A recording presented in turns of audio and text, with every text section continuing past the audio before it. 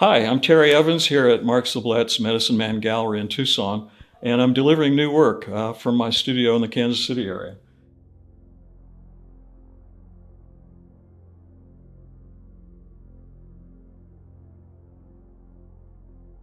I do use imported woods, a lot of really obscure hardwoods, especially things that people may not have heard of, even though they're domestic woods.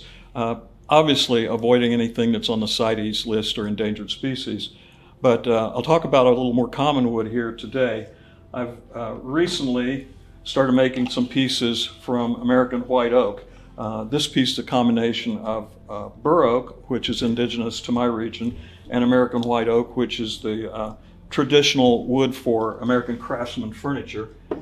And sort of over the last several years, I'm coming to the realization that of all of the beautiful woods in the world, America has its own to offer. American white oak is just such a fantastic wood with lots of different angles and looks to it, and takes a great finish, fits in with just about any decor. Over the last few years, I've been able to make some connections and acquire bog oak, which many people have never heard of. Bog oak is a white oak tree that's fallen in a peat bog in an anaerobic environment. So the things that normally rot wood don't rot it. Because it's oak, it has tannins which can combine with iron in the water, and it takes it just about 5,000 years for a log of oak to turn totally black. So it's not stained. From a distance, it's going to look black like ebony, but when you look at it closely, you see all the open grain quality of white oak. This is a piece that was a little deeper in the log and didn't get quite as much of the black coloration. It needed to stay maybe a couple thousand more years in the peat. So that's a rare wood that you're not going to find very often in any craftsman's work in America. But certainly it's not threatening any sort of supply of wood because it's harvested, dead wood that's harvested from peat bogs. Another thing we wanted to talk about, I brought in a couple of triple boxes, and these people are always a little surprised if they walk into my booth at an art fair. It's always a little bit of a entertainment to start opening the boxes for them. So this was a process that I worked on for a few years, figuring out how to enclose a bottom in these boxes, and always try to remember to cut the bottoms at an angle that they set flat, and then they stack up, 4 pieces stacking up into 3 boxes with a lid on them.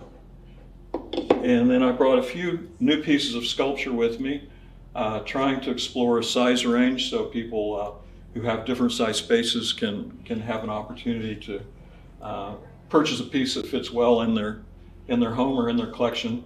The sculptures offer me an opportunity to do pieces without preconceived techniques that yield a functional box. I've made boxes for decades now and kind of locked myself into making this box form. But I wanted to expand from that, yet use all of the techniques of lamination and sanding and joining pieces that I had developed in the boxes into a less functional piece, but one that gives me an opportunity to explore surfaces that would not be very practical on boxes. This little piece of a burl wood would never really have a place in one of my boxes, but adding the elements, building up the layers, and then even including a few little kinetic pieces to the sculpture is just a different approach and a different type of expression that I'm able to do with the boxes.